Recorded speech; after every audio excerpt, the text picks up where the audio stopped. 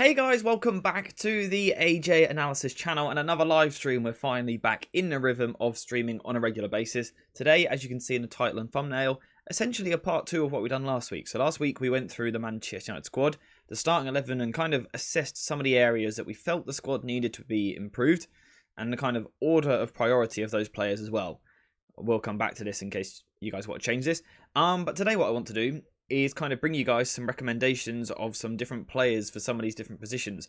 Some of them will be players that you've heard of, players that I've spoken about before. Some of them perhaps not so much, although most of them I probably have mentioned.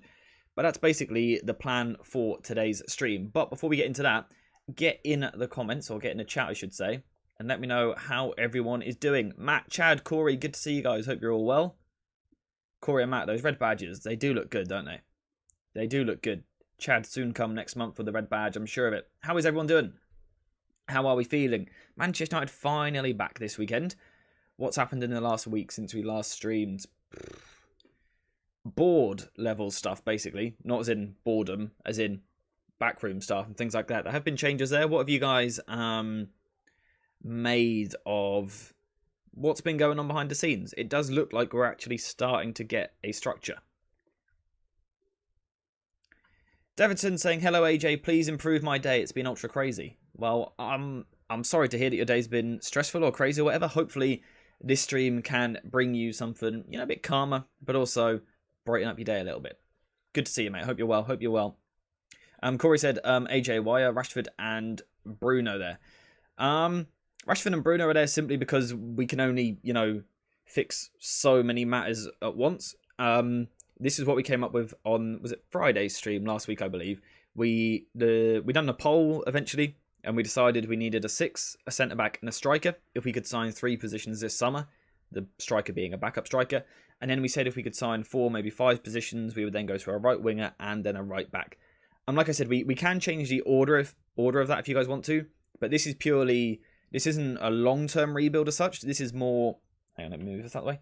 This is more of what United could do literally this summer. So we're going to go through some different players.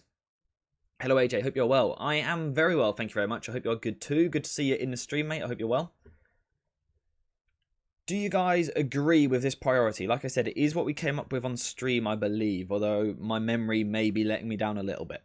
I know that we had, kind of this position alongside Kobe Mainu. We had the right centre-back and we had the striker as the kind of the top 3 positions that you guys wanted. I can't really remember what order you wanted them in. I think you guys said central midfielder, centre-back, striker, I think you said. Omar Berrada, is that how you say his name? I'm not actually entirely sure. Coming in is exciting, but we need to see how we operate under him. Yeah, it will be interesting to see how that plays out. Matt saying he's always rated Omar, definitely had heard of him before the news. As we all had, right? We are all experts on Omar. Striker. So the reason we said striker was purely to play as a backup to Rasmus Højlund. Today, it's the news has come out. It very much looks like Martial will leave in the summer on a free transfer, meaning that in terms of a striker, we only have Rasmus Højlund. So we want a backup to Rasmus, essentially. So don't worry, Davidson. I'm not going to ruin your day further. We're not trying to replace Rasmus Højlund. I think he's a wonderful player, the future of this football club up front. But we need someone who can come in and play some games alongside him, because Højlund, let's say next season we're in Europe, we're in the Premier League, we're in 2 cup competitions, we're going to be playing north of 60 games, plus international games. We need a backup striker. So that's the reason we went for this position, with the idea that we're kind of essentially trying to create a squad which has 2 players for each position, and then some further rotation after that, mainly coming from the youth system. So that's essentially the plan here. So yeah, in terms of priority order, Matt, I know you were in the stream at the time, and Chad, I believe you were, not sure if you were actually, Chad. Can you remember if this is the priority we had it in terms of how I've got 1, 2, 3, 4, 5? Like I said, I know we had a discussion on it, but I can't remember exactly the order of priority that we ended up with. So if you guys could help out with that, it'd be greatly appreciated. Also, drop a like on the stream while you're here. I'm sure you're going to enjoy it. You guys always do, right? Right? Please. But yeah, please leave a like on the stream. Yeah, I think this was the priority order we went for. And what I'm going to do is for each of those 5 positions, you might be able to see a name actually bottom left there. What I'm going to do for each of those 5 positions is bring you 2, 3, 4 players. So Davidson saying, I think that the right winger was 2 and the centre-back was 3. Oh, what, and you think striker was 4? Might be able to go back and find it from last week's stream. Right wing was definitely one which came into the conversation because obviously people were unhappy with Anthony. I thought that we ended up focusing on more of the other positions, but I might be wrong.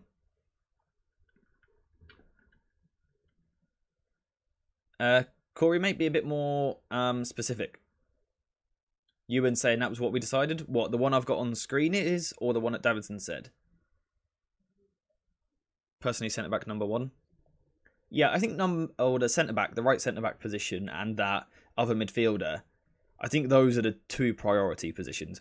So like I said, we've got a few players we can go through today. I'll just quickly roll through some of them. Some of these guys you're going to recognise. Let me know your thoughts on any of these players which you do recognise. These are all players which I think could be on Manchester United's shortlist for this summer. All players which I think would improve our squad, and are all available either for, you know, a decent fee, or they've got a release clause in their contract, or their contract running out soon. I think they're all gettable this summer. Maybe some of them more expensive than others, of course, but I think most of those guys are actually gettable. So just kind of scrolling through that, let me know if there's any which kind of stood out to you straight away. The other thing is the fee we're working with here. Now, what we again discussed last week was that we can probably raise about £100 million in sales in terms of Jadon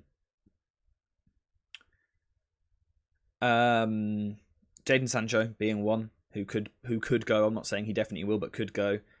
Mason Greenwood being another. Scott McTominay, Harry Maguire, maybe one of those 2. Maybe one of Casemiro or Raphael Varane. I think we agreed that you could make roughly £100 million, maybe a little less, but that's the general fee we could be looking to make. And then we looked at our net spend over the past few seasons, which has tended to be about £150 to £180 million. So that 150 to 180 plus the 100 million worth of sales, that gives us north of £250 million. I think if we look for a 250 million, yeah, a rough £250 million spend, I think that's about right. So 100 million on sales, then 150 million out the bank, 250. I think that works at about right. And we also saw that we've tended to sign 4 or 5 players in most of the past 3 or 4 transfer windows. We can look through that again if you guys want to, but most of the time we've signed 3, 4, occasionally 5 players, which is why we have narrowed it down to these 5 positions. And the way people talk of João Neves seems like he is a very mature player for his age. He is extremely mature. He's also really well-rounded. João Neves, I was one of the first people to actually do a video on João Neves, I believe. I was quite early to it. Great player, really good player. And even in the short amount of time, whether he's had a senior career, he's grown a lot in terms of his ability, his maturity, his decisions. Really good player. Unbelievably good. Edwick, good to see you, mate. Hope you're well. Saying, sorry, AJ, I have to miss this one. When is the next live stream? No worries, mate. The next live stream should be on Friday. There's a chance I do on tomorrow if we can think of something to talk about. So let me know in the chat, guys, what you would like to talk about, either tomorrow or Friday, maybe both. Let me know some ideas of what we could discuss. But no worries, Edward, mate. Hope you have a good day. Noob is saying, please remove Rashford, replace him with Garnacho. Yeah, we could potentially do that. This was just based on what a majority of people voted last week. Sell Rashford to PSG. Yeah, for now we're going to focus on these positions because we had a crowd of more than 100 people in here the other day, and the general consensus was that these were the priority positions, so we're going to focus on that for now. Yeah, Edwick, I'll let you, you're not on the Discord, are you? But there'll be a community post on the channel at some point about whether I'm either streaming tomorrow or Friday, again, maybe both. I'm addicted to your analysis, keep up the good work. Thank you very much, I hope you're enjoying it. Hopefully it's, you know, educating you a little bit about football, different players that United should sign. So, yeah, thank you very much. I appreciate the kind words. Should we start then with this 8 position here? Now, the first thing I want to do, rather than me just straight away listing off a load of names straight from the bat, what players do you like for this position? For this number 8 position next to Kobbie Mainoo? Are you someone who likes Onana from Everton? Maybe you're someone who likes Andre from Fluminense. Maybe you're someone who likes João Neves from Benfica, Mats Pfeiffer from Feyenoord. Who else have we been linked with? Yusuf Fofana from Monaco. Who are the names which instantly shout out to you? Codename, good to see you, mate. Saying sup AJ, appreciate the encouragement the other day. Oh yeah, comment on your video. Yeah, good work, mate. I enjoyed it. Keep up the good work. It's long and difficult at the start of YouTube, but yeah, keep up the good work, mate, and I'm sure you'll get there. That's Code United, by the way, guys. He's got his own YouTube channel looking at Manchester United if you want to check it out. So anyway, let's look at some of these shouts for the central midfield position. So Corey saying live stream for tomorrow, what tactics we could see under different managers. I will definitely do that at some point if Erik Ten Hag leaves. I don't want to do it while he's still the manager because I don't think it necessarily makes sense. I like the idea of Friday being a Newport stream, which might be an interesting one to do. I'm not sure. I haven't exactly done a ton of research on Newport, but I'll do a little bit before the stream. But yeah, keep letting me know different ideas for tomorrow. Joey Veerman is another good shout. People talking about Amadou Onana straight away coming in with 3 references. João Neves. Alex, good to see you, mate. I hope you're well. Hope life is treating you well, mate. We can't have 2 short sitting players. They will get overpowered and overrun. João looks small but is strong as well. I think him and Mainu would dominate. I think they would dominate a lot in terms of ground coverage and things like that. I think they're both quite nippy, feisty players. I think what Leslie was referring to about the size would perhaps be a problem, but we'll come on to it. If we want to completely rebuild the team with young players, then sign Federico Redondo. Another good shout. What do you guys make of someone like João Palhinha, for example? I'll tell you what, actually, what we'll do before we go into some names. What do you think, if I said to you, give me 3 bits of criteria or 3 attributes that you want this player to have, what would be the 3 things that you would pick? Rabiot's another good shout. Mixed kind of thoughts on Palhinha there. The profile is very important. The profile is incredibly important. So yeah, if I said to you, we need to sign a player to play next to Kobbie Mainoo, what would be the 3 traits that you would want to make sure they have? It might be, you want someone who's press resistant. You might want someone who is brilliant in a tackle. You might want someone who is tall. You might want someone who covers a lot of ground. You might want someone who's extremely good at long passing or offers a creative threat or long range shooting. Something like that. Let me know kind of the 3 ideas you'd like to see. So we've got age, height, and press resistance. I like that you've added age there. I think that's important. Well-rounded, great ball progression, high defensive work rate. Bellingham, Joe Bellingham. Power, pace, and versatility. I like that. Tackler, ground cover, and decently press resistant. Have I read this already? Line breaking passes, good interception ability, press resistant. I like that. Ball carrying, aerial prowess, progressive passing. I like that. Big, strong, good on the ball. I like it. Ground eater, strong, press resistant. I like it, Alex. I like it. Yeah, Joe Bellingham is the brother of Jude Bellingham. Yes. Athleticism / size, says Matt. Ball carrying, possibly flexible as a fullback or a centre back. Expand on that last point. What's your reasoning behind that? I'm not saying it's wrong or anything. Be interested to hear your reasoning, because it's not necessarily something that I've seen a ton of people saying. What I will say, though, is if we're looking at that criteria there, most of us, or, you know, several of you have highlighted some sort of physical attribute. So we've got, Leslie said about power. We've got Nubis said about height. You take a young Paul Pogba right now. He wouldn't be far off what we'd need, truthfully. Aerial prowess. We had people say big and strong. Ground eater, strong. Athleticism, size. I think we're all kind of the same idea here. Now, the reason we want this, just to make it clear, is because if you're a side which presses high up the pitch and therefore leaves gaps, you need players behind it who can cover a lot of ground, basically. That's the main reason you want this. Also, the league is incredibly physical. Particularly, the Premier League has become a league which is very focused on pressing high up the pitch. Pressing extremely high.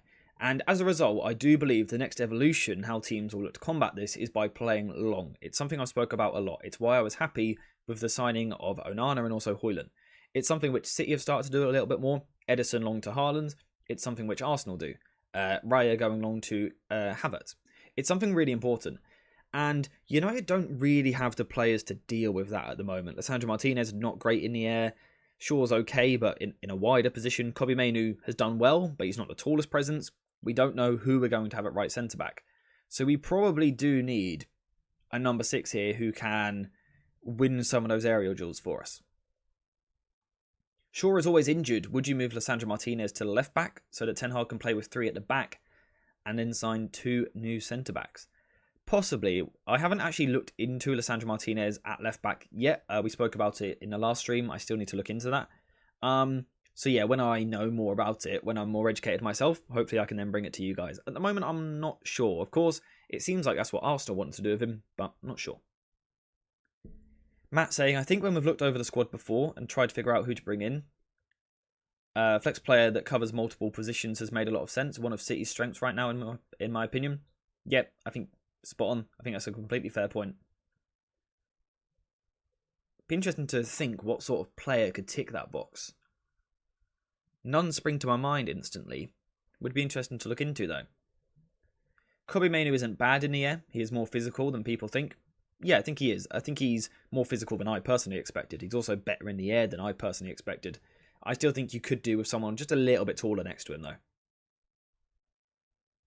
A young Paul Pogba is exactly what we need. Yeah, with a sprinkling of more ball-winning ability and, defensive intensity. Yeah. I think he's taller than people realise as well. Yeah, I think he has grown quite a bit in the past 18 months. So Matt's saying the reason he wants versatile players is that so that we have lots of coverage without having to have as many, straight up backups, which is really important when trying to build a squad. You can't have 3 players for every position. Therefore, you need these players which can play a few roles. Bernardo Silva at Manchester City would be the best example. He's played as a false 9, a right winger, a 10, a player in a double pivot. We've seen him at left back. We've seen him in a more traditional central midfield role. Those players are important. Those players are really important.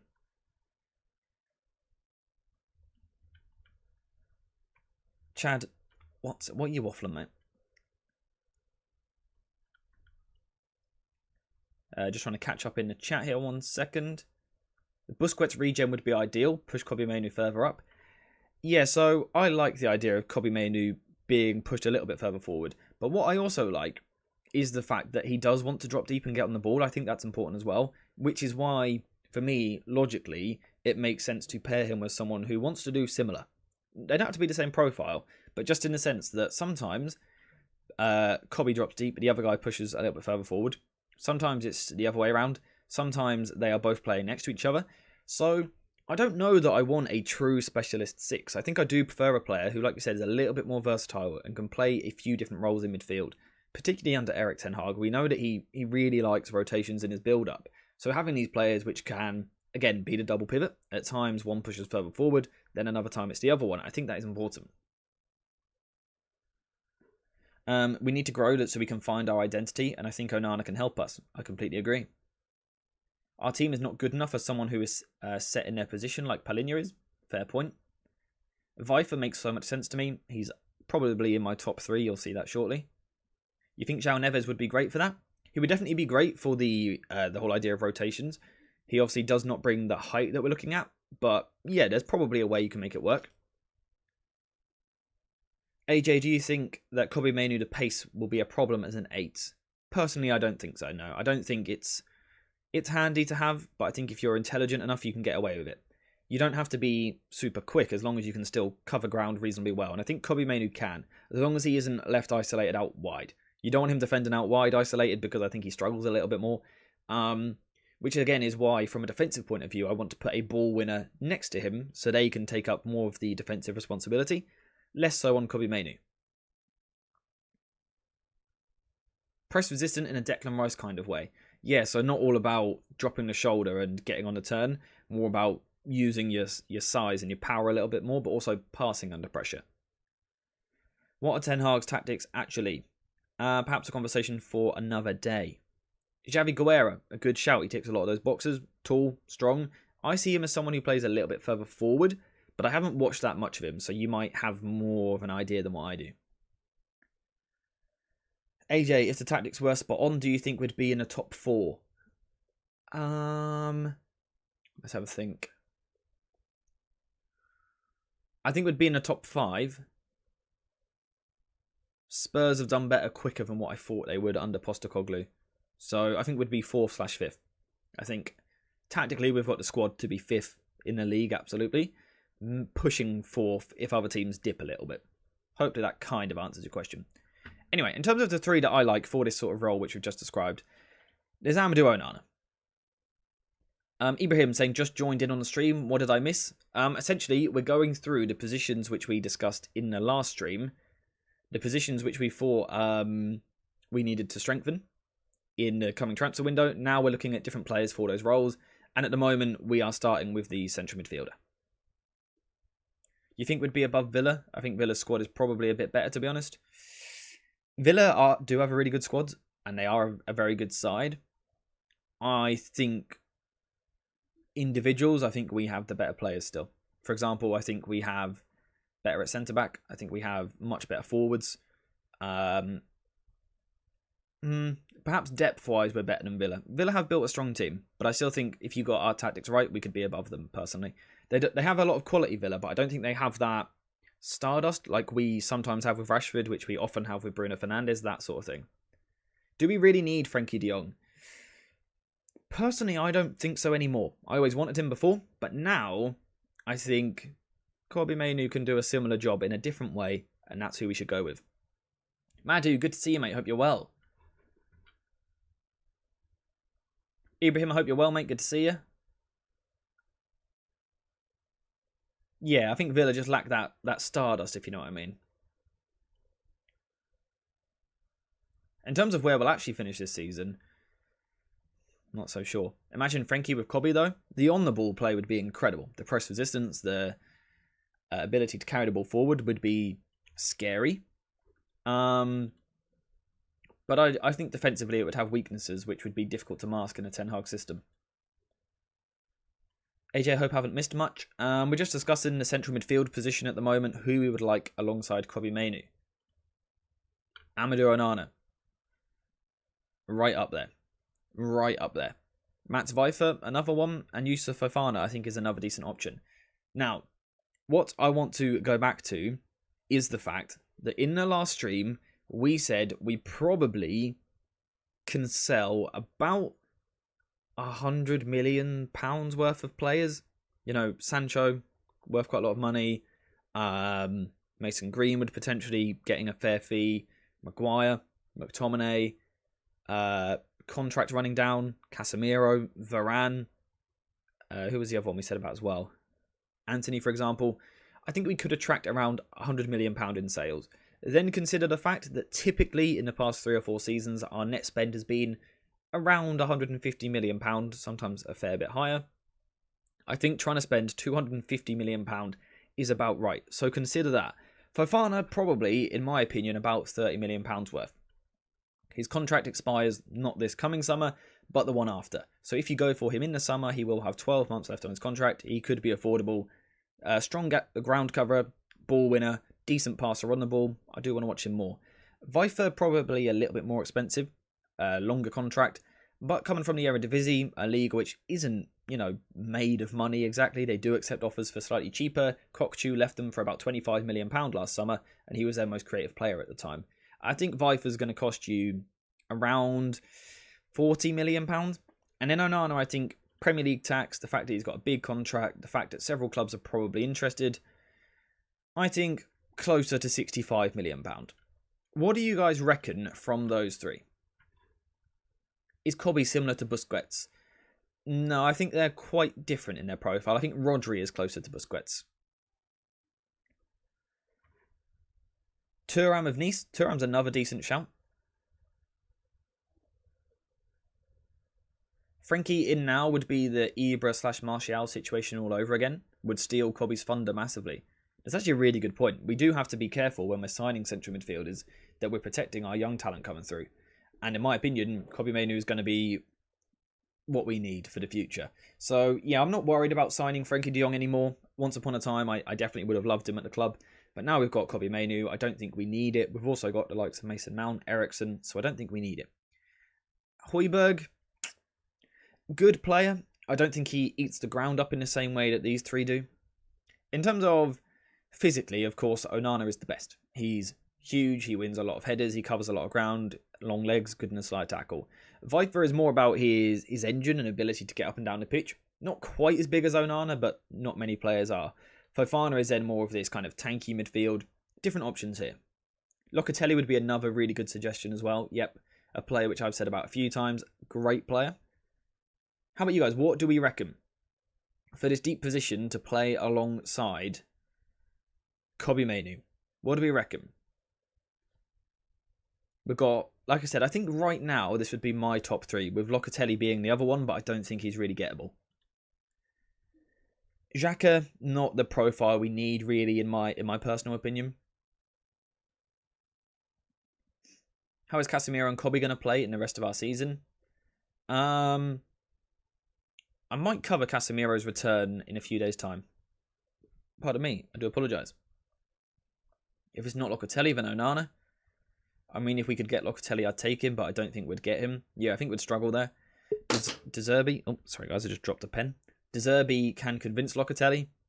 I don't want De Zerbi to be our manager personally, I don't think. I think he's become quite flawed at Brighton, but we'll see. Maybe. I don't know. He's still a great manager. I just think for De Zerbi to work here, you need a lot more players than what you do for perhaps another manager to work here.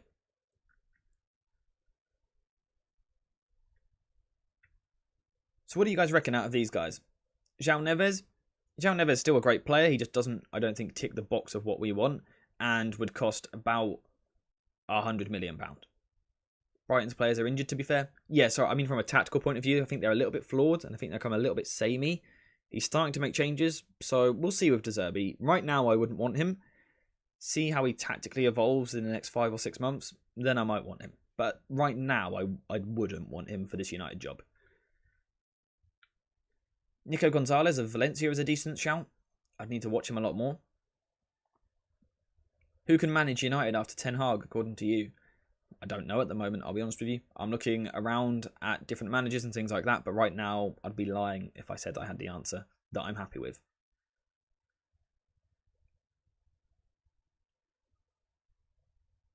With all the noise around João Neves, I don't see how we don't buy him. Not that I totally agree. In the past, I perhaps would have agreed with you. We've had this tendency as a club to kind of go after the big names, the attractive names in the market. Hopefully that's changing under Ineos. He's going to cost £100 million. Great player, but I just don't think he's the profile which we want. Again, we were discussing it earlier. I think the profile we want is someone tall, strong. You guys said this in chat yourself. Tall, strong, good in the air. Talking about press resistance, defensive ability. João Neves doesn't tick enough of those boxes. And the same would be the issue for Veerman. I think he's a great player, but I don't think defensively he ticks the boxes that we need him to tick. Todibo and Onana in rest defence would be crazy. You see, what players like that actually do? Obviously, I've massively criticised Ten Hag this season for his rest defence shape. I don't think it's been good enough. But what happens when you sign someone like Onana, or someone like you've said there, Todibo, or a Jared Branthwaite, players which are athletic freaks, they make up for holes in your tactical structure. So your rest defence may not be perfect, but if you've got centre-backs which can cover a ridiculous amount of ground at a ridiculous rate, or the same for midfielders, that plugs gaps, which is why it is important to raise the physical floor of this United side. Because the physical foundation isn't there, which then means tactically, when we're not perfect, we really get opened up. So if you took our current tactical structure and put a couple of more physical players in there, a couple more ground covers in there, you would immediately, in my opinion, see an improvement, even without the tactics being perfect. So I think that's something which Ten Hag needs to do, which is why I like the idea of that Onana sort of profile. DJ Nature, mate, good to see you. I hope you're well. Hope you're good, my friend. Let's get some likes on the stream, I reckon, guys. We're currently on 19. I reckon we can rocket that up real quick. I reckon we can get that to 30, basically in the blink of an eye. Try and make it happen. João Neves is the sort of signing you make when the bedrock of your team is sorted. I would agree. I think particularly when he's going to cost £100 million. You know, United have too many areas which need to be addressed to be spending that fee on a player we don't necessarily even need because we've got Kobbie. Zubamendi, very good. Yeah, Zubimendi is a player which comes up quite a lot, and I think I need to watch him a lot more, really, to get a greater understanding of his game. Zubimendi has a release clause. I need to look into that. Kakare, he's in that sort of Kobe Mainu bracket, I would say, of player, that Frenkie de Jong bracket of player, which I don't think we need anymore. Unless we were signing him as a backup to Kobe, I would probably avoid it. Again, I think we want that big, strong, physical player who can cover the ground and, of course, bring technical quality. How about Coop Miners? Good player, really good player. I love his passing in particular. I think his long passing is great. I have a concern over his athleticism in terms of ball carrying and things like that. He's not as bad as Christian Eriksen, but that's kind of a comparison I'd like to make, in a sense that he struggles to get out about the pitch at a high intensity. Palacios, really good player. Really good double pivot player as well, so he is someone who could be a shout. Enzo Lefebvre, again, he's more in this Kobe Mainu bracket, probably even a little bit higher, perhaps more in the sort of Mason Mount bracket. Kokchu, again, more of that Mason Mount, Bruno Fernandes sort of bracket. Have you seen Hato at Ajax at all? 19-year-old left-back and centre-back. Yes, I know, Ajax, but he is brilliant. You're spot on. He is brilliant. And if Manchester United do want a backup centre-back, this summer, go get him. Go get him. Particularly at a cheaper price. Great player. Why don't we keep Casemiro for 2 more seasons, and rather than signing a midfielder who can carry the ball via dribbling? And instead sign a midfielder who can carry the ball via dribbling? I just don't think defensively Casemiro can cover the ground that we need him to cover. In a system which is extremely open, assuming Erik ten Hag is still manager, we have quite an open system. We have to have players which can cover the ground. Casemiro can't. We saw it at the start of the season, literally from the first game against Wolves. He's just physically not up to it anymore, unfortunately. Thoughts on the Girona manager, or too early? Too early for me personally to say, simply because I haven't watched them enough to bring you talk on that. Manu Kone, a really good shout. Really, really good shout. I like that a lot. Does the system not get less open with better centre-backs? To an extent, yeah, definitely. Particularly if we have better centre-backs, Ten Hag therefore changes his pressing structure and things like that as well. Yes, probably, but I still think we've seen we're far too easy to run through in midfield. That's got to change, because it's alright the centre-backs being good and perhaps the forwards being good. The middle of the pitch has to be good as well, right? So no matter how good the centre-backs are defensively, if they get literally no protection, they're going to struggle to do well unless they are literally the best of the best. Van Dijk and Konate sort of level. The left-back of the current United under-18s is very good. I've heard good things about him. Have there been any links to Vifer? I'm not actually too sure. Signing Mount instead of Matheus Nunes was a blunder. I agree. I think Nunes would have been a good signing for us at the time. Although, having seen Kobe Mainu kind of grow and develop at the rate that we have seen, I'm kind of not too mad about it, because it means Kobe Mainu's path hasn't been blocked. Yeah, Amas, good young player. I've loved Manu Kone since 2021. Yeah, I think that's probably around the time when I started watching him as well. Maybe a bit later than that. Good player. Good, strong physical player. I haven't watched much of him this season, though, so it'd be interesting to see how he's developed. Ten Hag should just adjust the system last season to last season's system. He tried not to expose Casemiro, which made him efficient and a key player. Yeah, I still think to an extent he has had a physical drop-off regardless, as is always going to happen with an aging player. But, yeah, I think changing system would also help Casemiro look better. No different to it would make Marcus Rashford look better if you change the system. I'm not saying they're the best players in the world or the most suited players, but you can get more out of almost any player with a system change, particularly United's current system. Most importantly, I think we should stop Ten Hag from choosing players. He's failed at identifying talents. Yeah, I think we will see that change with Ineos. I think we will see a different approach. I think we will see, the board and the club all pulling in one direction rather than a manager going and grabbing players. I think we're going to see a board which takes us in the same direction, like I said, so that, say, a manager loses his job, it's not then a complete 180-degree turn, we go the other way and we're a new club again. Continuing in the same direction. I think that's what the board is going to bring, and that's what our recruitment needs to reflect as well. Hopefully it will. I believe it will. Do you think Ten Hag will get sacked? Not yet. I don't think it will happen in the second half of the season. I think that, you know, the new guys coming in have probably got other things to focus on first in terms of the structure behind the scenes. Perhaps by the summer, yeah, I think he'll be gone. So I don't think he'll be gone in the second half of the season, like I said, just because I think that I think Ineos and the likes have probably got more to focus on, more important things to focus on. Come the summer, maybe a different story. You can't say rebuild and have Rashford and Bruno in the team. I take your point, but tell me a team in the last 30 years of Premier League football which has signed 7 new starting 11 players and succeeded. You've got to prioritise. Rashford may not be the long-term solution to this football club. I completely agree. He has problems tactically. The same for Bruno Fernandes. I completely agree. But you cannot sign seven starting footballers. It's just not going to happen. What's a bigger priority? The fact that we don't physically have a midfielder to play next to Kobbie Mainoo or Rashford. It's the midfield. You know, what's the bigger issue? McTominay starting every game or Rashford playing left wing? McTominay is the bigger issue.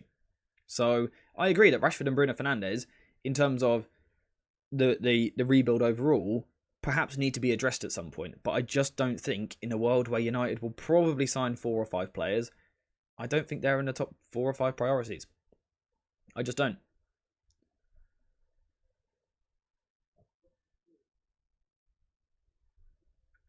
I want to read this from Matt. Matt normally has got something pretty good to say. Judging overall fan sentiment, the conversations are definitely happening with eyes to next season. I think they'll try and quietly move him on rather than have to sack him. Yeah, I could see that as well, after assessing our options over the next however many months. I think that will be a lot easier. Yeah. I think, like I said, I just think they've got other priorities at the moment. Alvaro Fernandez, we should have kept him. Not sure. We'll see how he develops. I'm never fully convinced on him. Anyway, what we're going to do is, first of all, like the stream if you want the stream to continue. If not, the stream's going to self-destruct and end. If you don't want the stream to end, quickly leave a like on the stream. In the meantime, I'm going to make a poll. So out of the 3 which I have made, or suggested I should say, which would you like to sign? And I'll put a price with them as well, but make sure to like the stream, because like I said, if not, the stream is going to end, because we need to get that support going. Let's go for 65 million for Onana. What did I say for Vifer? I believe I said 40 million. Or 30 million for Fofana. Get the likes going, guys. Get the likes going. Few more than that. A few more likes and we'll carry on.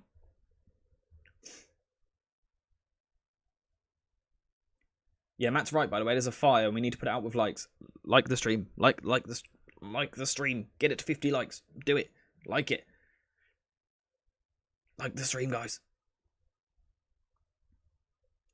If you had to categorise our players using the metric tactically smart, who makes it and why?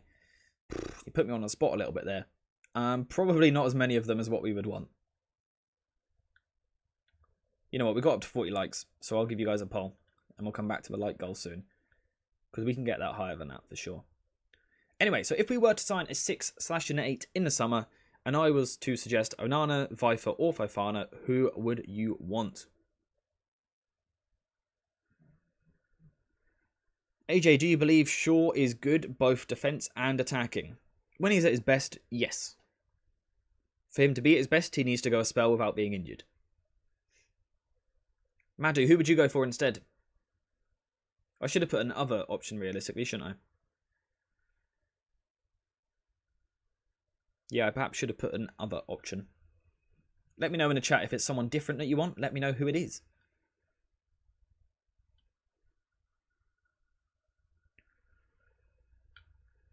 Imagine Ten Hag is sacked on the final day after half-time on the Tannoys. It'd be good theatre, I guess. That sounds more Glazer-like, though, right? It depends on the price. If signing Onana means that we will miss out on a new right-back and right-wing, then it is problematic. Yeah, so I put a price in the poll. I don't know if you can see it. 65 million.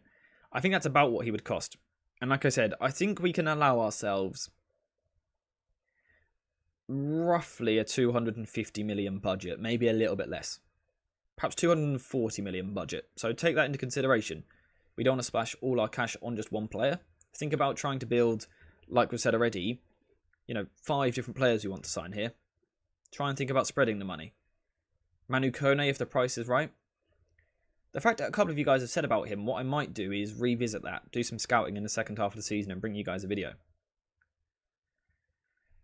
Vifer, I'm scared, is not fast enough to cover Licha.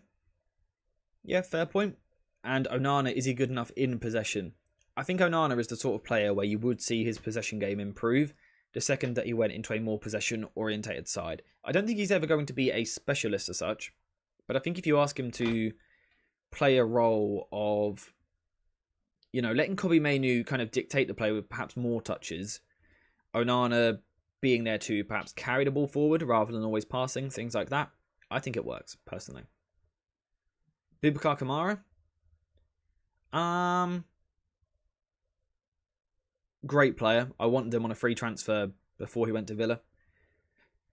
Really good option. Really good player. Is he good enough on the ball for what we want?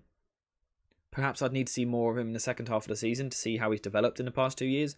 But yeah, certainly 2 years ago when he was a free transfer, he was someone which I said United should have gone and got.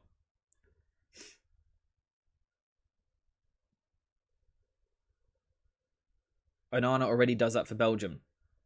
Yeah, if you watch Onana play for Belgium, which is what I've consciously done, you do get a different player, which is why it's important to look at these players in different environments and things like that. We've got to consider, is he ever going to look like an elite ball-playing central midfielder playing in a Sean Dyche side, which is quite direct at times? Possibly not. What you've seen of Kamara at Villa is that he looks more technical than Onana. Yeah, so with Onana, what you're doing is you're getting a technical player still. You're accepting a bit of a technical loss, though, from the top talents. But the upside, the other side of it, is that you get physically an unbelievable player. Someone who eats up the ground for breakfast. Calvin Phillips from City, good suggestion. Energetic player, good passer of a ball. Can press, can play as a 6, can play as an 8 to a top level. Good player. Kefram Turam, another one to watch, absolutely.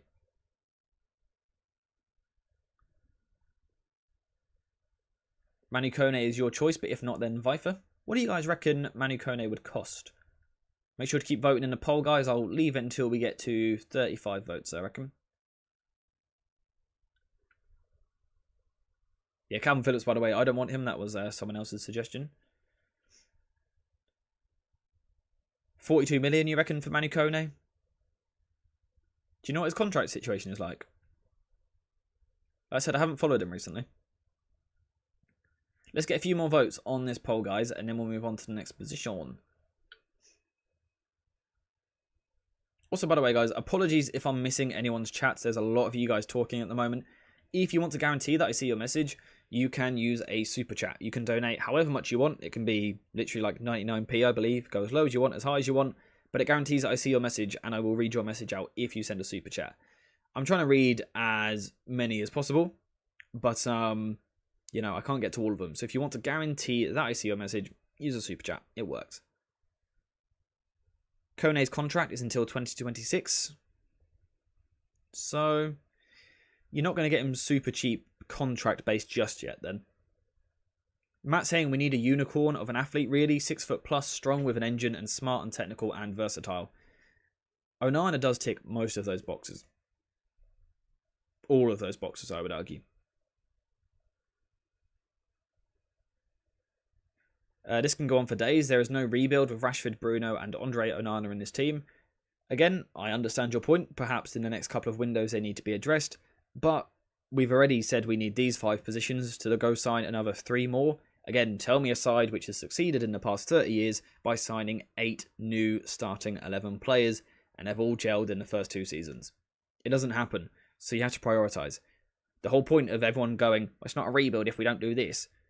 You're the opposite. Flip it. Change the way you're looking at it. A rebuild takes time, so we have to prioritize certain positions. A rebuild isn't going to happen this summer. We need to rebuild some of the team this summer, and then some more of the team in the January after, then some more of the team in the summer after that, and the summer after that. A rebuild isn't just our team is fixed. So think about prioritizing positions. This isn't FIFA, this isn't Football Manager where we can just sign 8 players and put them in. We've got to think about it. If that was to play, Chelsea would be flying right now. Matt, you're spot on. Matt, you couldn't be more right. Do you think that we can't play a possession game? I think we can play a possession game if Ten Hag wants to. So far this season, it hasn't seemed like Ten Hag has wanted to. Hopefully, though, with Lissandro Martinez returning, Kobbie Mainoo really finding his feet now in senior football. Hopefully we see it soon. I also just disagree with Rashford and Bruno stuff. These guys would be sick at Liverpool.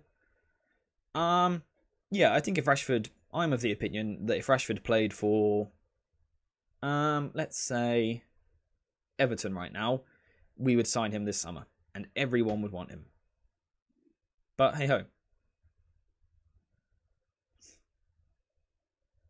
Okay, so we're going to leave the poll there, because it's on 44 votes. Thank you very much, guys, for the votes. Onana, hang on, no, we need one more vote, because Onana and Vifer are tied.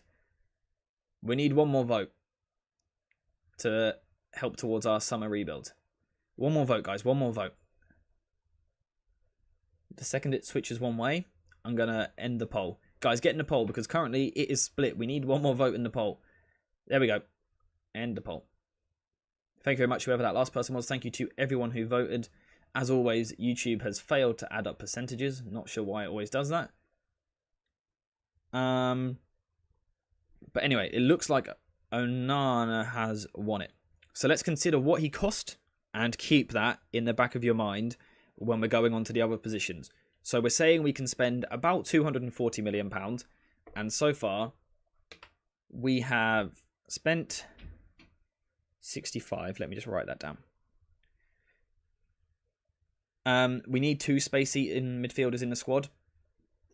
Yeah, realistically, yes. Again, I think it probably just depends on your funds and what you prioritise.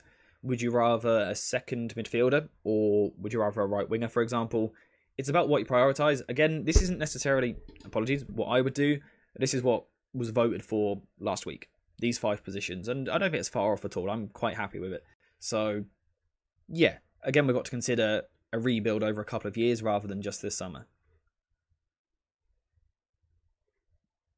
Anyway, we're moving on to the right centre-back position. Now, what I want to do here is do exactly what we've done for central midfield and ask the question, if you guys could name 3 attributes that you want this right centre-back to have, what would they be? You might say pace, you might say passing, you might say press resistance, you might say aerial ability, you might say aggression, you might say wide defending, you might say covering speed, whatever you want to say. Centre-back, centre-back, centre-back. What do you think? Pardon me, I do apologise.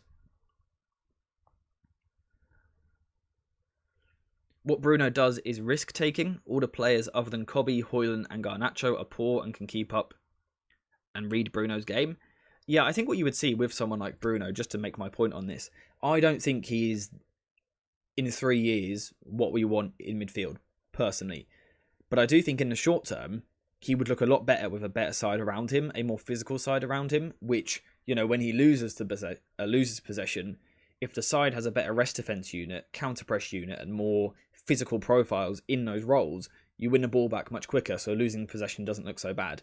De Bruyne loses the ball all the time for Manchester City. Because other players around him are more conservative, but also good in the press and things like that, they win the ball back really quickly, so it doesn't look bad. If you compare Bruno's passing numbers to Kevin De Bruyne's, they're pretty similar. People don't complain about De Bruyne giving the ball away, though. That's because of the environment that they are in. Environment of a footballer is so important. Anyway, let's have a look at what you guys are saying for this centre-back position. Tall / good in the air, strong and good on the ball. Backline leader, says Exposed. Intelligent in reading of the game. Pace, ball carrying, good in the air. Pace, strength, aerial. Strong, intelligent pace. Backline leader, leadership. Ball playing and box defending. Pace, strength, aerial ability. But also press resistance and passing ability. So my cousin Kevin Danzo would be a great option. His positioning ain't the best, but he has the pace to cover himself. Intelligence, ability to step into midfield, which is an interesting point, and good in the air. Jared Branthwaite, a double Everton swoop. Physical and tall, good long passing, and pace. So, with that in mind, who are the options that you guys are thinking about? Now, what I've done for this one, this position, is just gone with the 3 biggest links I have seen, or the most talked about players. Todibo, Antonio Silva, the 2 most linked to the club, and then Diamond, someone who has been linked not necessarily by journalists and things like that, but other tactical accounts have spoken about Diamond. Out of those guys, who would you like? But also, there's plenty of other options out there as well. Someone like Yoro, someone like Scalvini.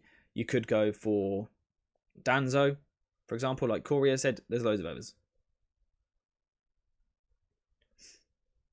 Do not ever compare Bruno and Kevin De Bruyne ever. One is class, the other is utter garbage. Okay, I think there's a communication barrier here. I was comparing the environment they're in, not the players. So yeah, in terms of prices, that's important to cover. So Antonio Silva, correct me if I'm wrong. That's Todibo. Antonio Silva, correct me if I'm wrong, has a €100 million release clause, which I believe is about 85 million Great British pounds release clause. Now, that means that's the most you will pay for them, but you can negotiate below the release clause, and that has happened with Benfica in the past. So I believe 85 million pounds. We've then got Diamond, who has a 70 million Great British pound release clause. I believe in euros it's closer to 80 million, but I believe in pounds it works out at about 70 million pound. Again, correct me if I'm wrong. And then Todibo, probably what, 40 million pound, perhaps cheaper. Some reckon because of that Sergeant Ratcliffe link, Ineos link with Nice. What do you think of these guys? Ineos should be pillaging Benfica's scouting and transfer division, particularly their sale of players, especially. Take Diamond, please, not Antonio Silva.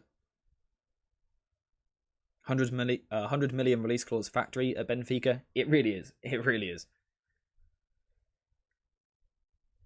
I think we will buy Todibo just because he's the easiest and the cheapest, but he's not who I would pick. Who would you pick, Ewan, mate? Sorry if you have already said, I do apologise. Oh, Scalvini. Good player. Not sure if he's ready for the Premier League as a centre-back just yet. Not sure. Silva is a Madrid target. I think he's probably a target of most big clubs, I would imagine. I'd be surprised if he's not. I think what we might do is take this straight to a poll, but add the other option in this time. So we're going to go for Silva, who, like I said, I believe is 85 million pounds, that is. Diamond, who is 70 million. Todibo, who we said, do you guys agree with those valuations I'm going for? I think they're about right.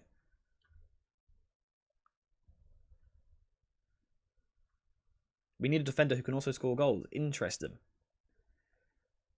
So in terms of if you're looking for a difference between the profiles, Todibo is a ground eater. What we were talking about with Onana, someone who covers a ridiculous amount of ground, super quick, can defend wide areas, is aggressive, strong. In terms of rest defense, he's probably going to plug some gaps. Silva, you're looking at more composure, temperament, reading of the game and things like that. Someone who's a bit calmer on the ball, but also out of possession as well. Great reading of the game. Not as quick, but, you know, still strong in the air. Good passer, good in both boxes, good box defender, good player. And then Diamond is probably something a little bit in between. More athletic than Antonio Silva, but not as athletic as Todibo. Press resistant, though. In terms of dribbling with the ball at his feet, receiving under pressure, things like that, turning out from the back, which we know that Ten Hag asks for sometimes, Diamond is good at that. So let me know what you think. Todibo is too much like Licha. Do you mean in the sense of being a front-footed aggressive defender? If so, you're perhaps onto something. Tactically, though, there might be ways that can work. Perhaps a discussion for another day. Diamond has speed and strength. We need that physicality.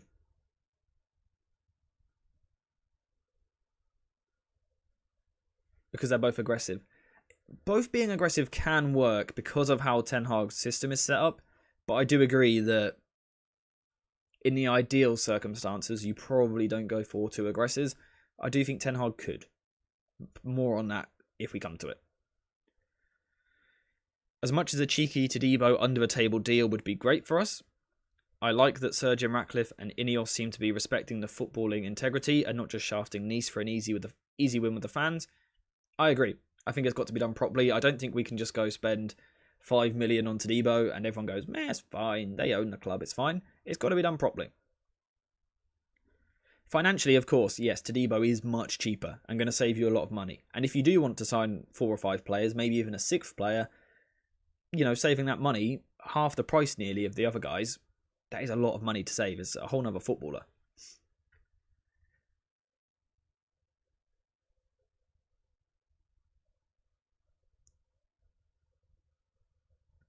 They may both be aggressive off the ball, but very different on the ball. So Licha and Diamond should pair up. Diamond is a great player. I think all of these guys, by the way, have a long-term future at top football clubs. Top clubs, especially in the case of Silva and Diamond. I do think their technical ceiling is a little bit higher and their reading of the play and things like that. I think they've got the potential to be, the best of the best in the world. I'm not sure if Todibo, I don't know if he possesses that same potential to be, best in class in his position. But he is costing literally half the price. And he is going to be an improvement on what we've got physically. Ground coverage. Sorry about that lagging out there. Can't see us buying anyone above 70 million this summer. Yep, I think that's reasonable to suggest that. I certainly think we won't see more than one 70 million plus, I wouldn't have thought.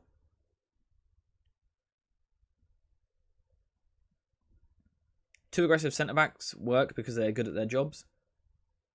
Speaking of jobs, who was it, by the way, who said they always listen while they're at work? Mark, thank you very much for the kind words. I forgot to read that message out. Thank you very much. We need a Koundé-type hybrid player. Who would you say kind of ticks that box for you then?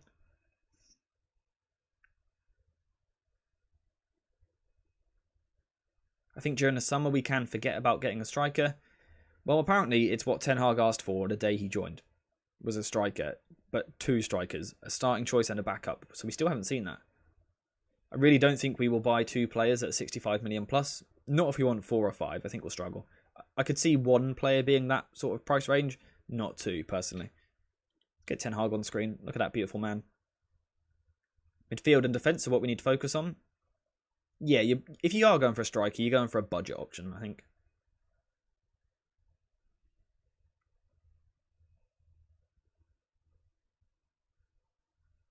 The silkiness of Diamond is too much. First choice for an entertainment standpoint, but Silva is a future captain. Yeah, I do think Silva is leadership quality, leadership material. I think he will captain Portugal eventually. Perhaps that's what you want. Perhaps you want that backline leader. A couple of you guys did say that when you were talking about what you want. Here comes Brobby. Linked with the club quite a lot. I've got some different suggestions though. I think we need more than 1 new centre-back, possibly. Anyway, let's end the poll there. 40 votes, which is great to see, guys. Greatly appreciate that. Todibo has won the vote. So now consider, so far we've spent £105 million on 2 players. And we need 3 more players still with about £135 million. Roughly. Matt with another really good point. Matt, you're on form today, mate. Vertical coverage is key for me, both in terms of space covered and areas of impact on the ball. Yeah, Matt is speaking facts today, as they say. Particularly in a Ten Hag structure. I think it's more important than what it perhaps is with other teams. So let's bring Todibo into the side. Next up, we're going to... Oh, not over there. Next up, we're going to this backup striker position. Again, backup striker. Backup striker, not a first choice striker. Rasmus Højlund is so good. He is our first choice striker. What 3 bits of criteria or 3 attributes do you want from our backup striker to Rasmus Højlund? For me, this is important. It's the one area where we literally only have 1 player. Marcus Rashford, to me, not a striker in any world. Rasmus Højlund is, but he's the only one. Martial will leave on the free at the end of the season. In the summer, that has been said today. So we need someone new to be a backup striker. Who are we feeling? but also what attributes, what profile, what roles are we feeling? What do you guys want from your striker? Again, give me 3 things. You might say pace, you might say being young, you might say being experienced, you might say first touch, link play, stuff like that.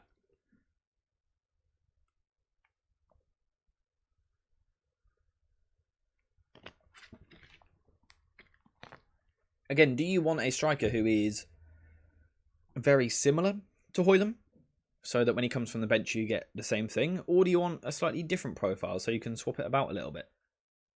Paps, good to see you, mate. Hope you're well. I don't know who we could get as a backup, especially if they start scoring. Then doesn't Højlund become the backup? Striker's a really difficult position to talk about. And I think, Corey, I think I said this to you on Discord the other week. Because with your striker, it depends on the game state, what sort of striker you want. Let's say, okay, Rasmus Højlund is scoring a goal every single game. He gets injured. We want our backup striker to be something very similar, so we don't have to completely change the structure. So, in that sense, we want a similar striker to Højlund. But if we change the scenario, let's say 60 minutes into a game, Rasmus Højlund hasn't had an effect, you then don't want to bring on something exact same because it's going to have the same issue. You then want something different. So it is difficult with a striker. I know there's a lot of talk about people saying that we can't have 2 strikers who are similar age and things like that because they're going to be competing too much. Again, if we want to go far in competitions next season, which I personally do, we're going to be playing 60 games. 30 starts for each striker is a lot. That's a lot. If you think of the best Sir Alex Ferguson strikers, the best Sir Alex Ferguson side, they had top strikers. Now, granted, yes, at times it was in a 4-4-2, so you naturally had more, but there were squads, there were eras where there was 4, if not 5, elite level strikers throughout the squad. So we can have more than one. For example, Julian Alvarez at Manchester City is a great striker, happy to be back up to Haaland, knowing that he'll get his opportunity, and it's working for him.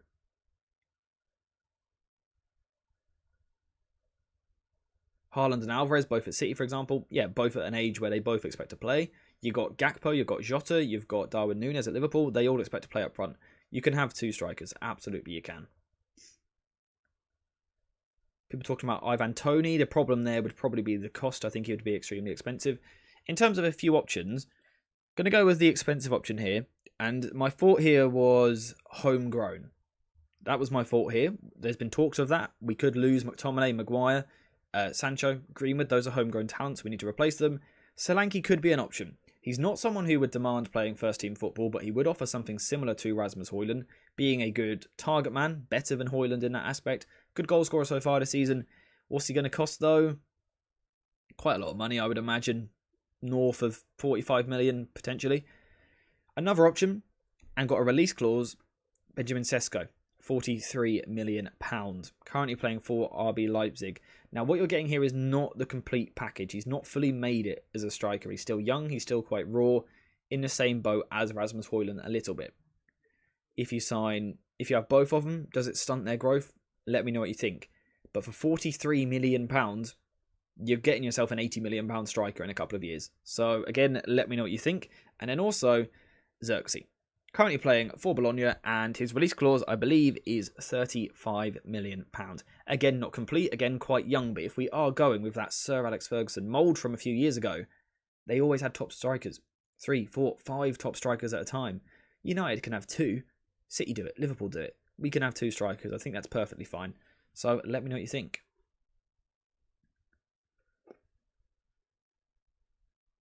Do we need to ask what profile can elevate our wingers as much as they are effective in the system as a striker? Yeah, very much so. The problem with that, and it's why I always feel like striker is perhaps, the final piece of the puzzle. Because it's difficult to know what striker you need depending on what the rest of the squad is. So yeah, you are spot on.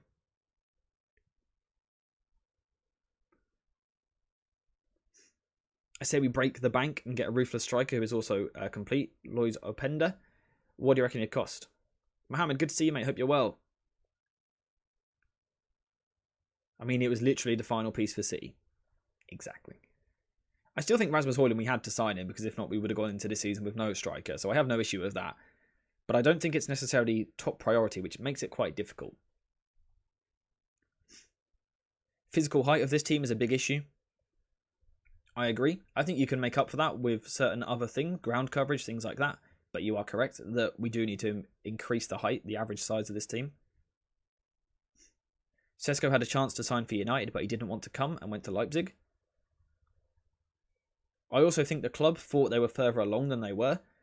I think you're spot on. I also think we thought it as well. I did to an extent as well. £70 million for Openda. See, the problem if you're doing that is you are then really restricting the budget on the other players. Taremi on a 2-year contract, now going to Inter. From your 3 options, I would go for Sesko, but I like João Felix as a supporting striker. I think defence is more important than attack. We suck at building from the back. I completely agree. I think we need a backup striker, by the way, just to confirm. We absolutely do need a striker this summer. It's not absolute priority, though, at the same time. It's a weird one. Anyway, backup striker. Again, there is going to be an other option on this. If you want to suggest someone different, you can in the chat. I'll get to read some of them, but unfortunately not all of them. So what do we reckon Solanke would cost? 50 million? Should we say? Maybe a bit more, but we'll play it at 50 million for now. Who else did we say? Sesko, who has a 43 million release clause. I also think, guys, I don't know if you agree, exploiting release clauses is something that United need to do more. Now, the reasoning might change when Ineos come in and kind of fully take effect. But in recent times, we've been so bad at negotiating that we've been absolutely ripped off for certain players. That can't happen when there's release clauses in play. So it kind of takes some of the work out of it if they just had a release clause, which you can just go pay. For example, if Rasmus Højlund had a release clause last summer, we wouldn't have had to spend all summer negotiating a price for him. So I think we need to look at that more in the future. Players which do have release clauses. Should take a cheeky punch on Vlahovic. Could get him for 50 million or less. Do you reckon you could get him that cheap? If you could get him that cheap, absolutely, he comes onto the list as an option. Opinion on goalkeeper targets wouldn't be my priority right now. I would give Onana a chance. I think most players deserve more than kind of one season to judge them. If you look at City, for example, under Pep Guardiola, so many of their signings haven't worked in the first season. They nearly all flourished in the second season. Rodri was average in his first season, then shone. I know Onana's been worse than average at times, but personally, I'm going to give him the benefit of the doubt, give him a bit more time, get him in a more possession-based side, then judge him. So I think it's fair to give him a bit of time.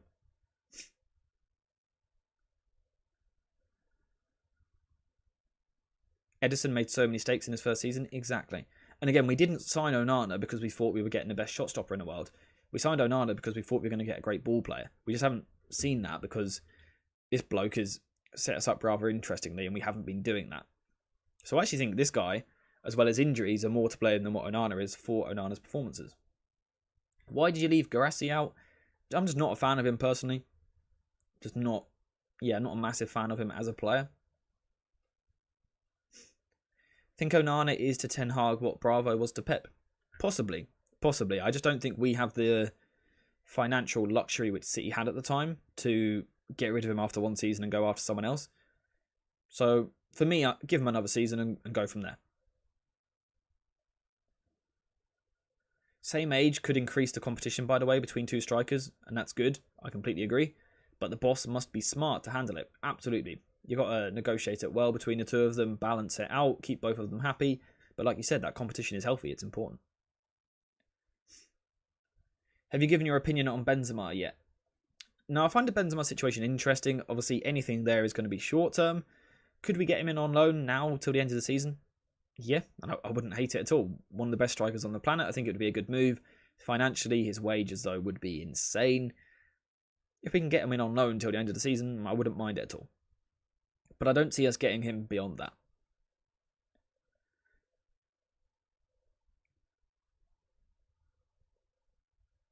Just trying to catch up on some of these comments in chat. Release clauses and expiring contracts. We could have signed Boubacar Kamara for free and solved the holding midfielder problem. Exactly. We've got to exploit that market more. Let's get some more votes going, by the way, guys, on that poll. At least 5 more. I think I heard he had visibly given up in Saudi, but might just be the environment. Yeah, I haven't actually, I'll be honest, I haven't seen any of the Saudi League this season to really be able to make my own comment on it, but it is interesting that suddenly a load of players are like, Hang on, maybe I don't want to play football here. Maybe it was their plan all along. Who knows? Conspiracy. Here's an odd shout. Would you take Callum Wilson?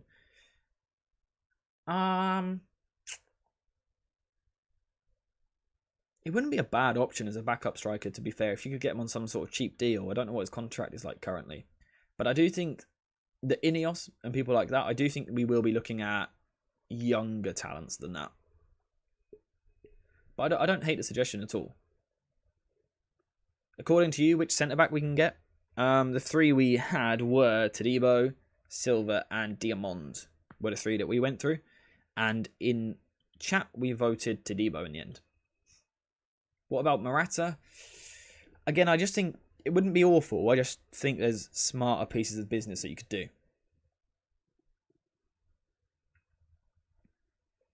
Can we get 4 more votes on that poll, I reckon? Currently, Sesko is dominating it.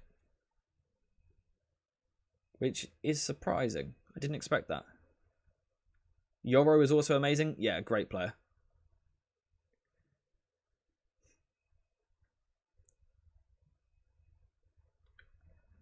You know what? We'll call the poll there, actually. So you guys have gone for Sesko.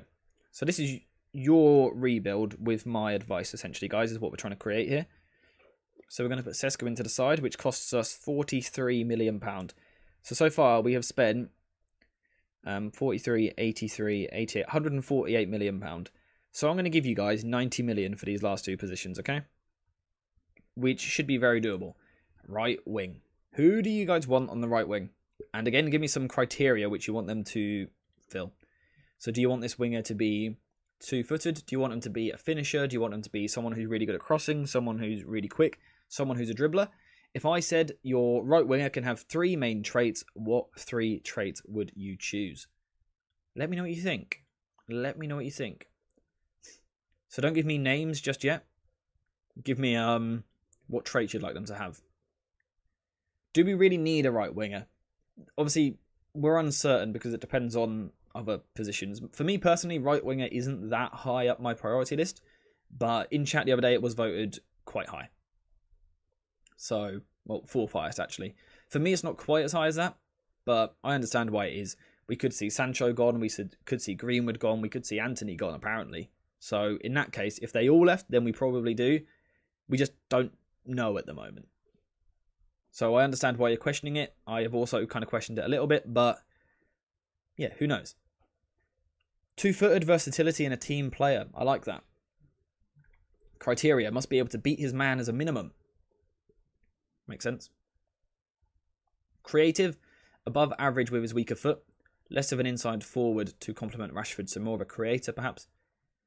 Can use both feet, long shooting ability and also pace. Okay, well, 3 suggestions. Just players which have been linked to United at some point.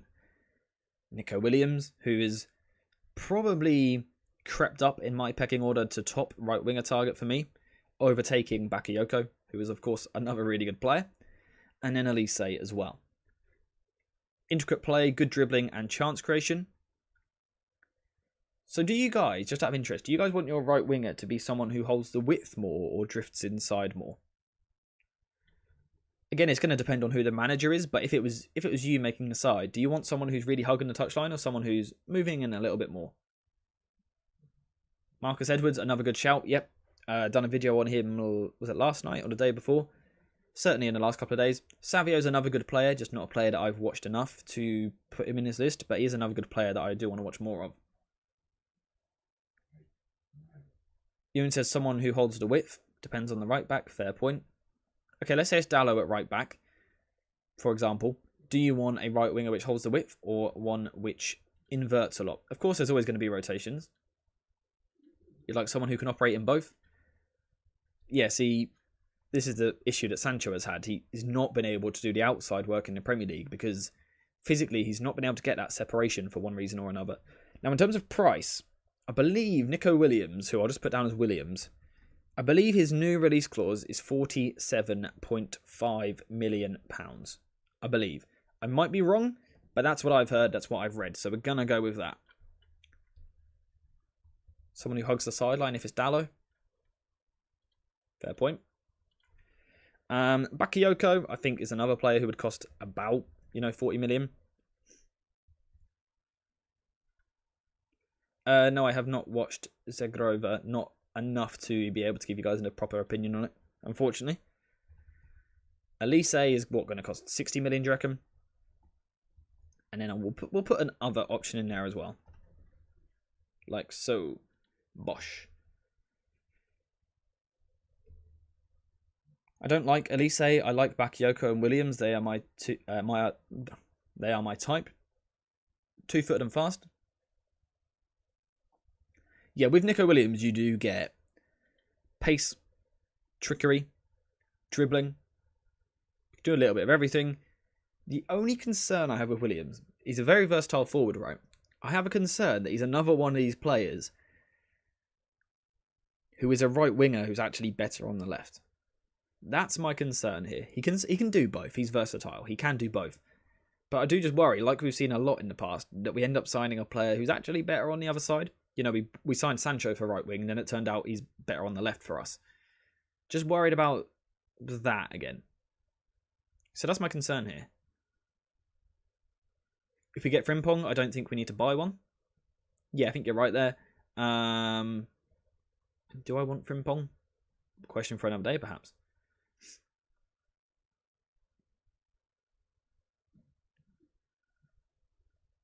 Elise can't be an option if we're concerned about availability. Similar on-field traits to Sancho and Martial. Fans will just end up turning on him. Yeah, I mean, he's in here for, the fact that he's been linked to the club a lot recently, not necessarily because I think he's a great option. How is Williams' work ethic defensively? Something that I need to watch more, I'll be honest. With all of these players, I've watched them a lot, but I need to watch them more and more to get a better understanding. Williams is winning the vote at the moment. 28 votes, though. We can get more than that, guys. We can get more than that. 53 likes, though, which I love to see. Rafinha, good shout. I wanted Rafinha when we signed Anthony. I preferred Rafinha. I thought he was a much better option at the time. And whilst he hasn't necessarily flourished at Barcelona, I do think he would have flourished with us. I was gutted that we didn't get Rafinha that summer. Marcus Edwards or Williams for right wing. I prefer Williams personally. That little bit younger, more versatile, more pace and things like that. Do you think United need to sell Anthony? Not sure. Really not sure at all.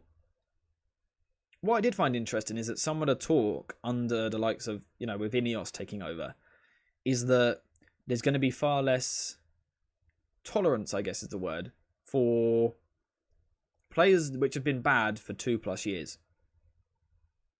Which is interesting. Because there's some players at United which tick that box. I think that we won't sign any player in this transfer window. Yeah, this is looking ahead to the summer.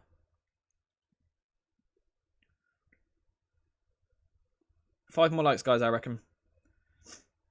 I have a brand new formation to play out from the back. 2-4-2-1-2. With Onana moving alongside the second centre mid. Have you worded that right? Sorry. Because earlier you said with Onana as the second centre back. Your first message, I like the idea of. With Licha moving alongside the second central midfielder, I agree. I think that's the structure we should use. Rashford and Garnacho as the two strikers in that system. That would be interesting to see. Marcus Edwards is a glorified Amad Diallo. I prefer that we play Diallo rather than signing him. Fair enough.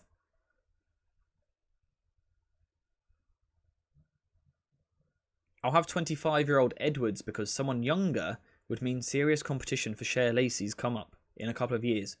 Good point. Good point. Really good point. Opinion on Huijlund. I don't know how to say his name. From Sporting. Good player. Good player. Fans say we can't sack Ten Hag because we keep sacking managers, but our fans keep wanting us to be linked to players without paying attention to their personality. In this case, Elise. It's because most fans don't put that much time into scouting players, right? We hear talks of who's good, and therefore you want them. Have you heard of the 272? Yes, I have.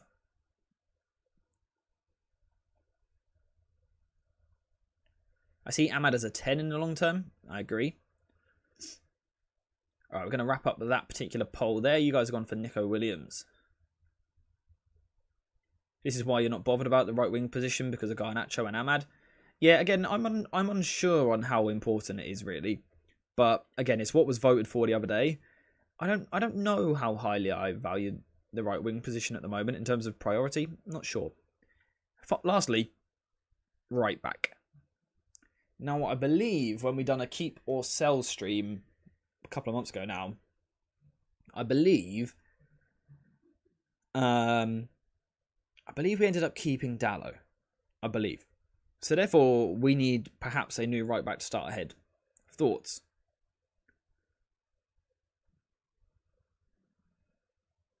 Can we not go for Kvaratskhelia or Chiesa? Hang on, let me just read this. Who would generate guarantee goal-scoring wingers that can play both wings? Certainly shouts. The problem would probably be the price, but they're definitely good players who could do a job there. AJ, do you think Garnacho is better on the right or left?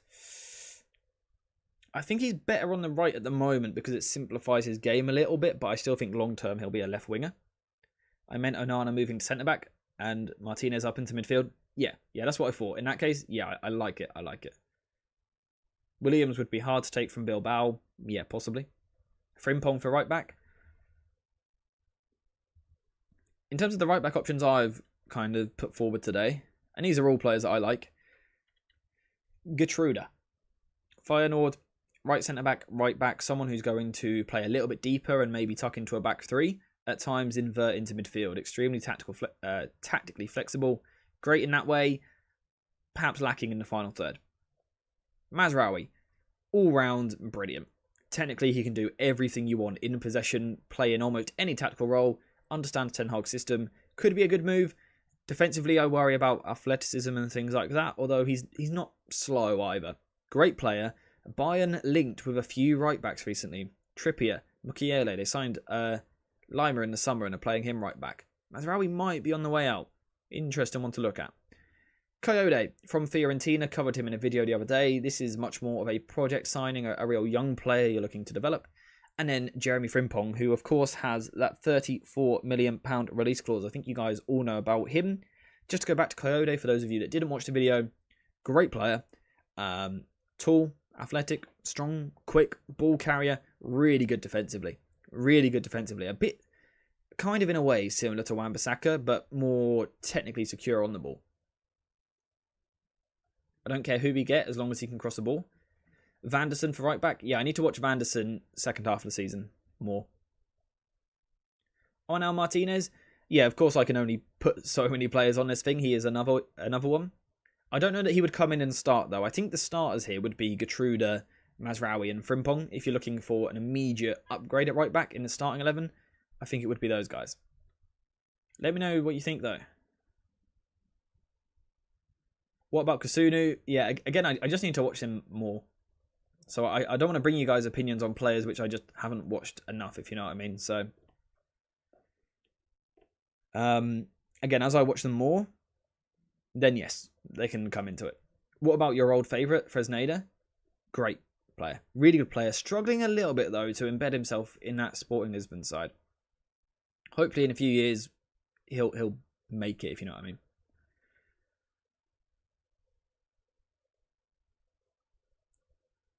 Vanderson is a top quality right back. Yeah, like I said, I do need to watch him a bit more. Todibo as a right back. Definitely an option as well. And then by Yoro as the right centre back. Interesting idea. I think right back is probably, alongside striker, the position I'm most uncertain about in terms of whether or not we should go get them, basically. How much do you reckon Mazraoui would cost? 30 million? It's about what they got him for, isn't it? Yeah, I do want to watch more of Kasunu. Leverkusen haven't been the same in recent weeks. Livramento, great player. I said United should sign him 2 years ago now, I think, before his big injury. Unbelievable. One of the best fullbacks in the Premier League. I just think it would be really difficult to get him. I think it would be tough. Let me put some of these options into a poll, though. I don't think anyone's going to say Coyote, are you? So maybe I'll put someone different there instead. Perhaps I'll put Kasunu. I have no idea how much it would cost. What do you guys reckon Kasunu would cost, by the way, guys? Then I'll put him into the poll, even though I personally haven't seen enough of him. Let me know what you think it'd cost. Remembering, by the way, that Jeremy Frimpong has a £34 million release clause. Although I just typed 4 million instead. 30 million for Kasuni, 35 mil. I'll go for, let's put 32. Between the two. There we go. Bosh. Okay, a few more of you are saying 35, so I'll put him at 35. So he's therefore probably the most expensive option on the list. There you go, guys. There is your right back poll. Now, so far, we have spent 65, 105, 148. Who did we go for there? 155. You can afford to buy any of these with the budget we started at the start of the video. You guys can buy any of these. We might need a left back. I'm not sure about Malacia and Luke Shaw. Quality-wise, you won't get better than Luke Shaw, in my opinion. I don't think it exists on the market. The question is availability. But yeah, so I agree in that sense. Is Frimpong good enough on a defensive front to be a right back in a back four? Not in my opinion. Yeah, let me give my opinion on Frimpong. Not for me. Not because of the defensive side of the game. I think if we want Frimpong, the system's got to really allow him to bomb forward, fly forward. It's, of course, another small player, bringing the height of our side down compared to Dalot and Wan-Bissaka. I prefer something a little bit different. I think if you're going to go for Frimpong, he can absolutely work, but your system has to be a bit more fixed. So if we were to put Frimpong into the side, like so, you'd probably be looking for a slightly more fixed system, because I don't think Frimpong is someone which suits loads of rotations. Someone like Mazraoui, for example, can play as a traditional fullback. He can invert into midfield, he can overlap, he can underlap. Someone like Gertruda can play here, he can play in a back three, he can invert into midfield, so he can do a few different jobs. Frimpong for me is purely just a wide, overlapping, winger-like fullback. So I think if you sign Frimpong, you are more limited to the tactical flexibility of your side a little bit. But let me know what you think. Watch Girona, the left back. Yes, I have seen him a few times. I've completely forgot his name.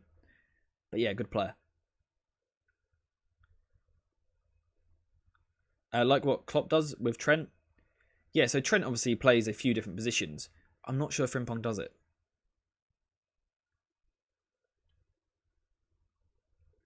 You guys are going for Frimpong heavily, though. 26 votes at the moment. Let's get some more votes in there. AJ, you forgot your other favourite player. You totally don't hate him. Dumfries. Not a fan of old Dumfries, am I?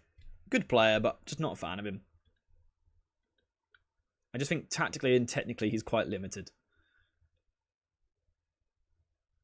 You'd buy Frimpong as a right winger, but not a fullback. Now that's an idea that I've had. That is an idea that I've had.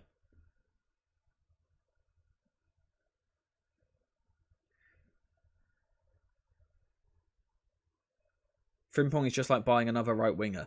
That's my fear. I'm not convinced on Frimpong. But if you guys vote for him, you vote for him.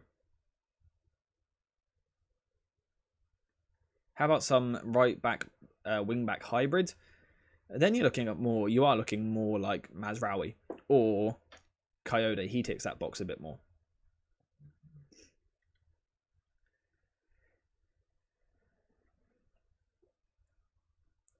Frimpong, another height limited player. This team will suffer in the Prem. Come on, guys. That's my personal opinion. I think Frimpong works, but only if tactically it's so spot on and the rest of the side is built in a certain way, which I don't think we are currently. So I personally am not a massive fan of the signing of Frimpong. I think he's a great player and would be a great signing perhaps for someone else. I'm not sure he's great for us. Step 1, buy Frimpong. Step 2, loan him to Palace. Step 3, the most complete fullback the world has ever seen emerges out of nowhere. Yeah, they know how to coach a good defensive fullback, don't they?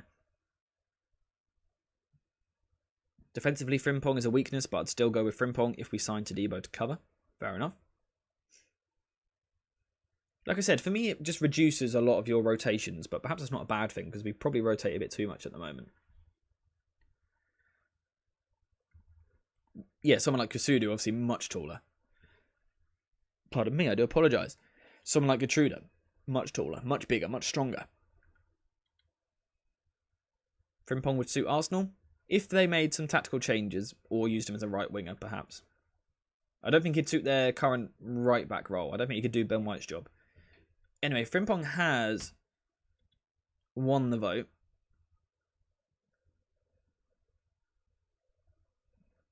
Couldn't Shaw be deep in the back three and sign Frimpong? It's definitely possible. I like the idea of Shaw largely being deeper, but then kind of sporadically given the freedom to get forward. So yeah, it could work. It could work. Anyway, you guys have gone for Frimpong. So let me bring Frimpong into the side. Now, I'm going to ask you a question, which is such a general sweeping question, which is quite difficult to answer because we don't know tactically and everything like that. How well equipped, where could that side finish in the league next season, for example, if tactically we were better? Frimpong would have suited 2018 to 2020 Liverpool. Spot on.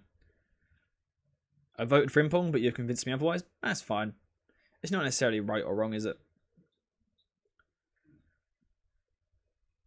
People saying 5th, 3rd, top 5, 4th or 3rd, 5th to 6th, top 4.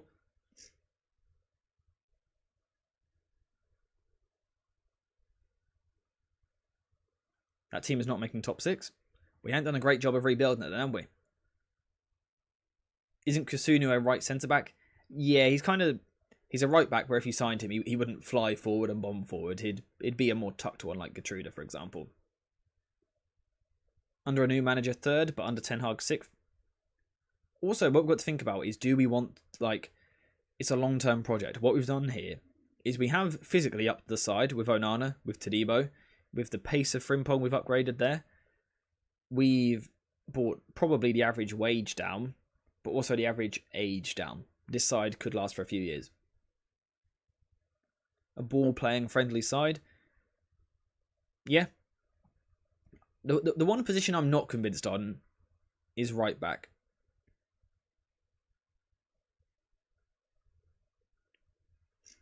Take Short out because he won't be available. How much should we spend, please? Let me count it up real quick. So we got 60, 100, 140, 180, 210, 214, 221, 224.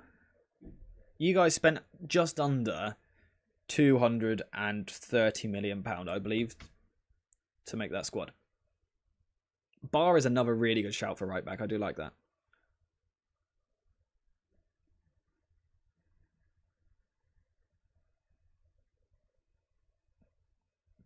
Yeah, I'll look at Kusunu more in the second half of the season because I do think he's a good shout. Will it play possession football? I think this side could play possession football. The limitation would perhaps still be the ability to play out from the back down the right-hand side. Because whilst Onana is good at it, he's not a specialist. And Frimpong tends to not really get involved in that sort of play. Which again is why I do hesitate over Frimpong a little bit.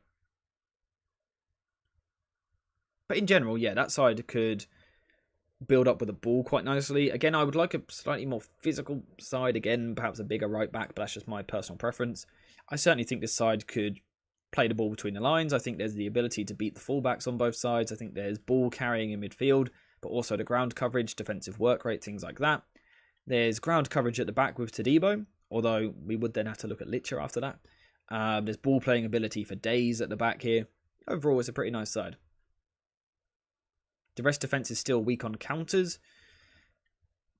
That would be more dependent on the structure rather than the personnel as such. For example, if our rest defense looked like this, this base of 5 players, that's not half bad. You see a horror show in defense?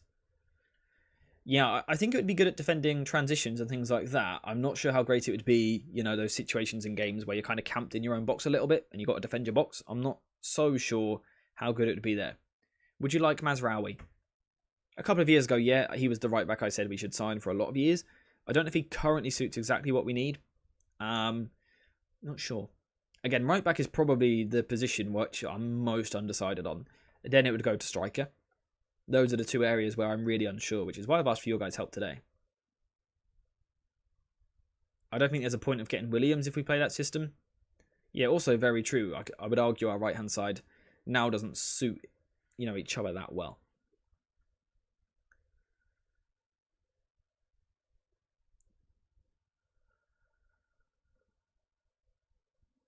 So Kevin has said he would go for Kasunu for 35 million, Todibo for 40 million, Fofana for 30 million. He'll take this plus a central midfielder to 40 to 50 million, and then a striker for 20 to 30 million. Yeah, again, the right wing situation is a difficult one to talk about because that's probably more dependent on who stays and who goes.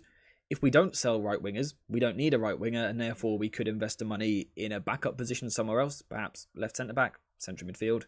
It depends. Someone like Sancho, like you guys are saying, could in possession thrive in that role. You'd then question his defensive intensity, but yeah.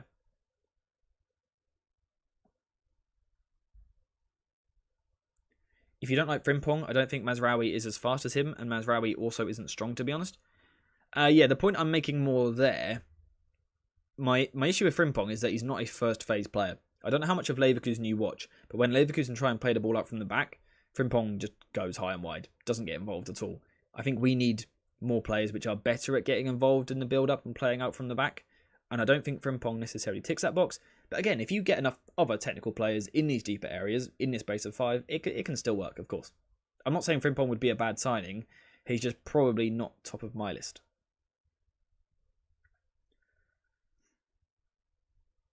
I think Rashford plays much better when a left back is flying past or overlapping, because most of the time he's getting doubled up on by the right mid and the right back.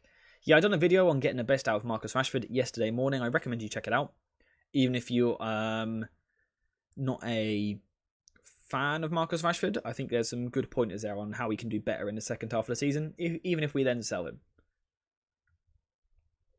We need a deep ball carrier. Alexander Barr is perfect. Height, pace, crossing. Yeah, I think that's fair enough.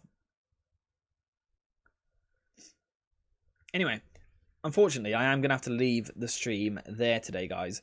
I think we could go on and talk about this for quite a bit longer.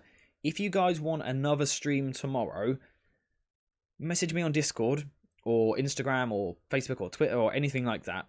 Message me what you would like to see me talk about on stream tomorrow. We will also be streaming Friday, so let me know some topics you'd like to talk about. You can also reply in the YouTube comments or on the community post, anything like that. Message me and let me know which content you would like to see in these live streams. For today, though, I do now have to leave, unfortunately. So thank you guys for watching. Thank you to everyone who has liked the stream. Thank you to everyone who voted in the polls and to anyone who has shared the stream with anyone else. Greatly appreciate that. But thank you mostly for being nice and engaging, but also nice and polite in the chat today. As always, I greatly appreciate you guys. You make these streams worth doing. So I love that. Ideas, best free agent by the summer. Could be a good shout. I like that. But yeah, we are finished for today's stream. So thank you guys for watching. I hope you guys have enjoyed it. And as always, I'll see you in the next one.